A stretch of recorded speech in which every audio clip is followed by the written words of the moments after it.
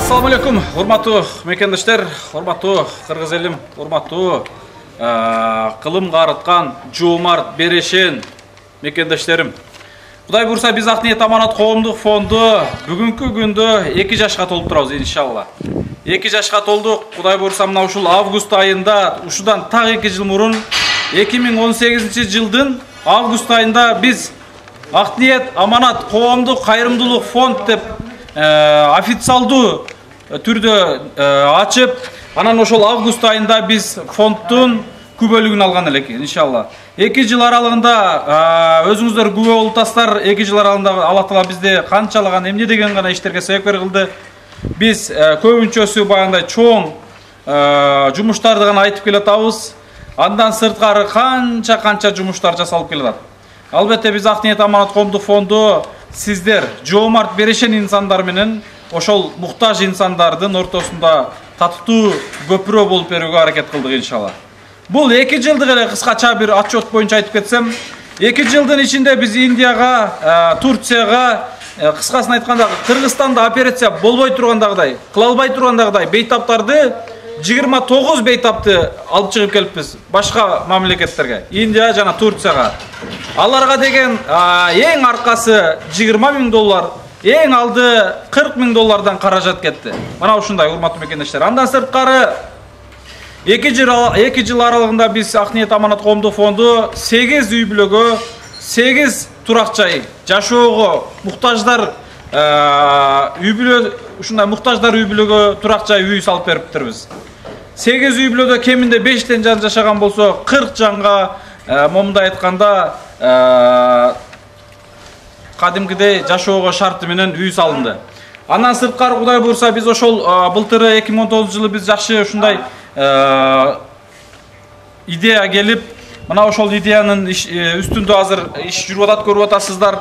Былтыры бул жерге 6 соток жерге 9 үй бүлөгө лайыктуу муктаждар комплекс деп атап алып ишти баштаганбыз. Бысмылда деп баштаганбыз. Аллах Таалам сөзсүз кургалтырбайт, Кудай буйрса бул иш сөзсүз аягына чыгат деп жакшы ой ниет менен баштаганбыз. Кудайга шүгүрлөр болсун. Мен бүгүнкү күндө кээ бир инсандар таң калуу менен суроолорун берет да. Канча сом акча менен баштадыңар ушул ишти дейт да. 1 сом акчасыз башталган экен ойлонуп отурсам. 1 сом акчасыз урматтуу мекендештер. Мына ушул жерди берип койсо эле сүйүнүп, коомчулук менен бөлүшүп, урматтуу бир туугандар, урматтуу мекендештер, мына ушул жерге 9 үй бүлөгө лайыктуу комплекс салып атабыз. Мынакей чертежи проектиси деп алып биз көргөзүп, ишти баштаганыбызда элибиз кайдыгер карабастан колунан келишинче жардамын берип турду. Ошол убакта Арабан цемент заводунун жетекчиси, жогорку кеңештин депутаты Арапбаев Азамат агабызга кайрылганыбызда ошол киши 10 тонна цементтин таң атпай алып келип түшүрүп берип койду. Момундай айтканда ошол киши биздин ишибизге дух берди. Кудай буйрса элибиз колдойт экен деп мына ишти баштадык. Мына ошол жерде Чимбердиевдердин кирпич заводу 5000 кирпич завод. 5000 кирпич. Андан сырткары Печелев Аваз деп коет, бизге иште болот. Ошол кишинин заводу 10.000 кирпич.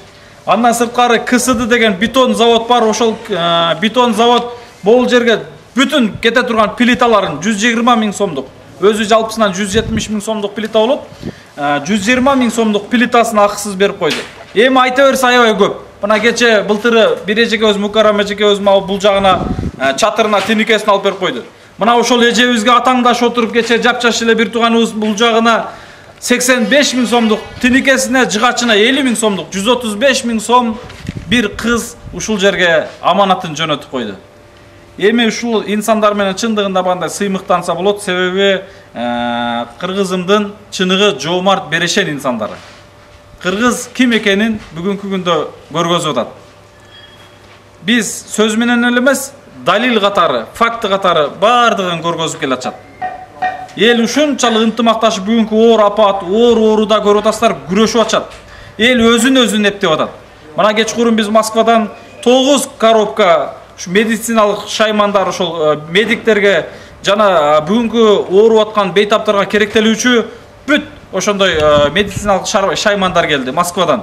Аны дагы ошол жактагы мигрант мекендештер, ошол эле Мээринбек агабыз, эжеси Нуркан эжекебиз, дагы бир эжебиз Замира деген эжекебиз, мына ошолор биригип аманаттарын жөнөтүп атат.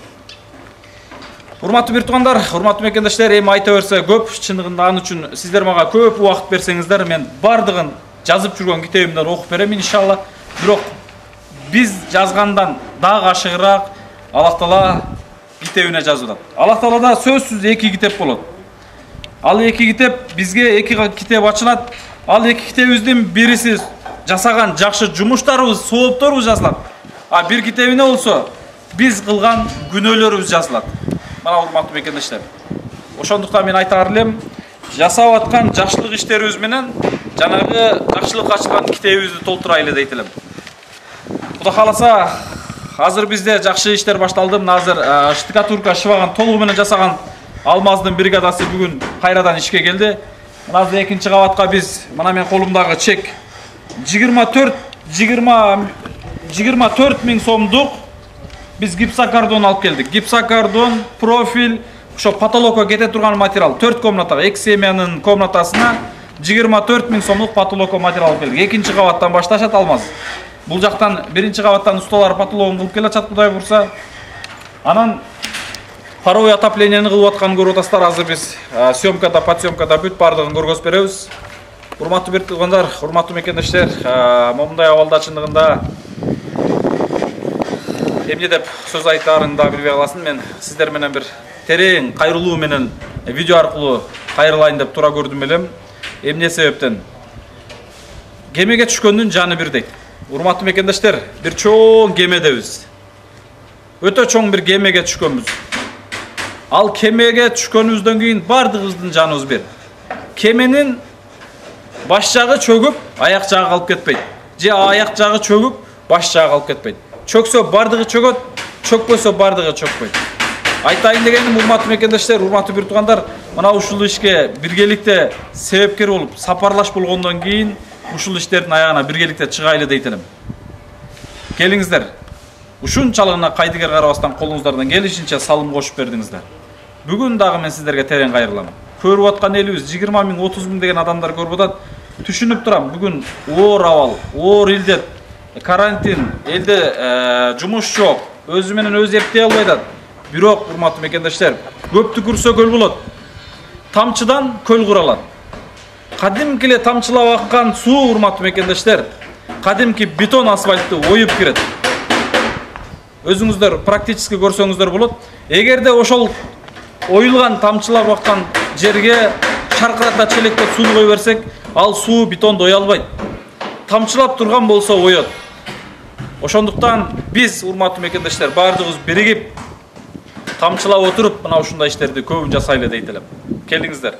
Мына азыр биз паровой отоплениясына мен толугу менен 1-чи кабат, 2-чи кабат бардыгына 260 000 сомдук паровой отопленияга ылайыктуу материал келиптир. 260 000 сомдук. Урматтуу мекендештер, мына ушул муктаждар комплексте 18 бөлмө, 18 комната, 9 үй бүлө жашайт. Мына ушул 18 бөлмө 1-чи, 2-чи кабатына жалпысынан 260 000 сомдук паровой отопленияга ылайыктуу материал алып келиптирбиз. Биз анын бир гана 91 000 сом карыз болдук. Калганын акчасын төлөп келдик. Андан сырткары кызмат акысы бар, урматтуу мекендештер. Бул жагына 3 семьянын кызмат акысы мен айттым го 2 бөлүп жасап атат. Бул жагы 24 000 сом болду деди. 6 комнатасы 24 000 сом болду деди. Бул жумуштун 3төн 1. Эми ошол 24 000ди 2ге көбөйткөн болсок 48 000 болот. 48 000ди 24кө кошкон болсок, урматтуу мекендештер, 62 000 акча болот экен. Мына ушул кызмат акысы 62 000 плюс биз материалдан 91 000 карызыбыз бар. Урматтуу бир туугандар, урматтуу мекендештер, мына ушундай абалда кайдыгер карап, четте карап, тамаша кылып койбоңуздар дейт элем. Келиңиздер, биргеликте жардам бериңиздер. Ушул иштин аягына чыгайлы. Кудай кааласа бул ишке биз жардам берсек, бербесек дагы бүтөт. Бирок бүткөн кезде баягындай өкүнүп калбайлы. Бүткөн кезде кап мен дагы ушул иштерге себепкер болуп калбаптырмын, жардам берип калбаптырмын. 100 сом эмне деген акча, 5 сом эмне деген акча, ушул акчаны осо эле кошуп калбаптырмын. Мейли акчасын кошпосом дагы ушул иштерге бир жакшы дуа кылып калбаптырмын. Же ушул жерде кызмат кылып аткан усталарга жок дегенде 4 сам салып келип обедин берип койбоптурмун деп бир убактарда өзүбүзгө өзүбүз суроо берип кейип калабыз. Ошондуктан мен сиздерге азыр чакыруу кылып атам. Мен эч кимиңиздерди мажбурлаган жокмун. Сунуш айтып атам. Сиздердин дагы соопко эгедер болушуңуздарга мен себепкер болуп калайын деп атам. Эгер сиздер канчалык соопко эгедер болсоңуздар, мына ушунчалык соопко эгедер болсоңуздар, мен дагы так ошончолук соопко ээ болот экенмин. Сиздер аркылуу. Көрдүңүздөрбү? Ошондуктан мен сиздерге кайрылуу кылып атам, чакырып атам. Бул ишти биз кылсак кылбасак дагы күндөр өтө берет, урматтуу бир туугандар. Кимдин жумушу токтоп калды? Кимдин жумушу токтоп калды? Мисалы ошол азыр жогоруда айтып аткан спонсорлордун бардыгынын жумушу токтогон жок, тескерисинче иштери сонун уланып атат. Сиздер дагы келиңиздер, жардам берип калыңыздар, Кудай кааласа. Иш сонун каймагына келип калды. Кайдыгер карабаңыздар.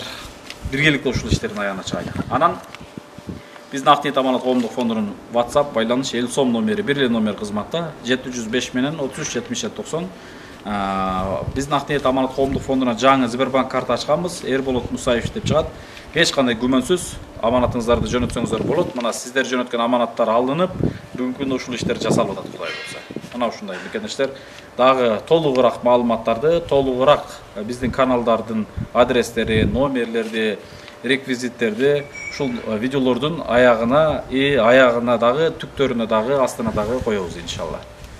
Карап жок дегенде ушул видеолорду башкалар менен бөлүшүп коюңуздар.